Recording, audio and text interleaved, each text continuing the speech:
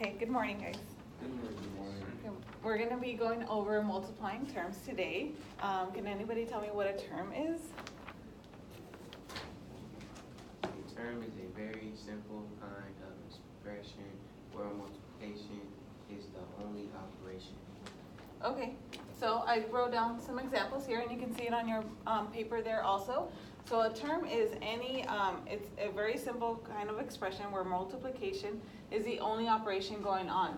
So see here we have a number and a variable, and there's a multiplication going on. Okay, so this is a term.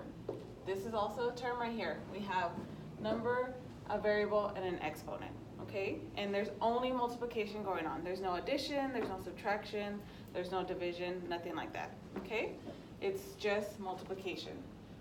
Now we're going to go over, most terms have two parts, like I was just explaining, the number part and the variable part. So we know numbers, right? Negative numbers and positive numbers, and then what's a variable?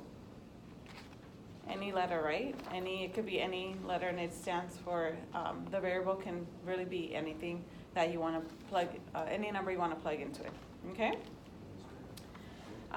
So we're going to be multiplying terms here. So the best thing to do when multiplying terms, you have two terms, right? One term, two terms. The best thing that they say to do is to separate numbers and variables. So what are the two numbers here? 6 and 4. 6 and 4. So we're going to multiply 6 and 4. We're going to break it down. And then we're going to break down the variables. What's the variable here? C. C. So how many C's do we have? 2. 2. All right. So what is 6 times 4? 24. Perfect. How many C's do we have? 2. Are we going to write down 2C? No. What are we going to do?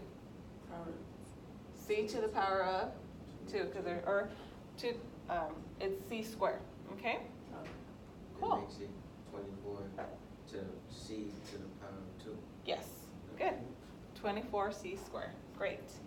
Now let's break down this next one here. What are my numbers? Tell me. -7, 3, 3, 2. And 2. We're multiplying all these numbers together, right? And how many W's do we have? 3. W times W times W. All right. Now let's multiply this together. What should we do first? Should we multiply the smaller numbers? I like to do that. What's this? 3 times 2? 6. Times -7? -7 times 6? -42. Great. Remember, a positive and a negative equals a negative. And then we said W to the power of 3. W to the power of 3. Great. Good job, guys.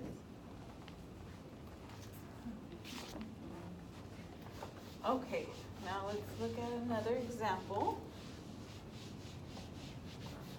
Let's do one more example here. So what should we do when we're multiplying terms? We should separate them by what? Numbers and variables. Numbers and variables. Yes, we should be separating our numbers and our variables. All right, let's do this one.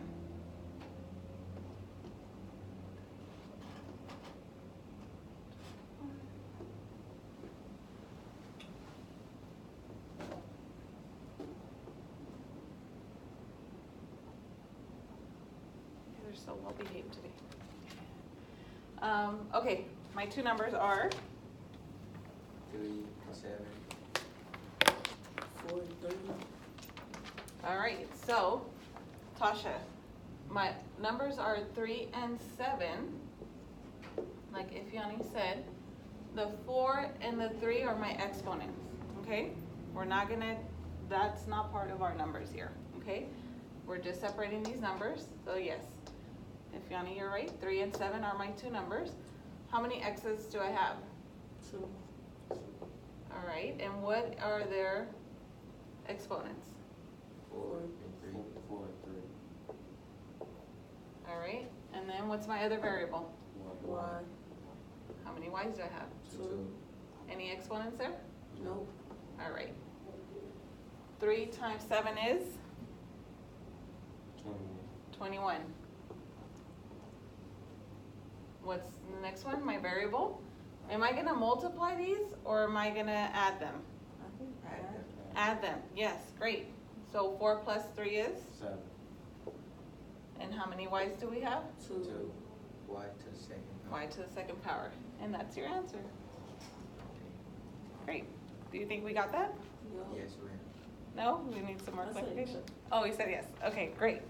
Thank you, guys.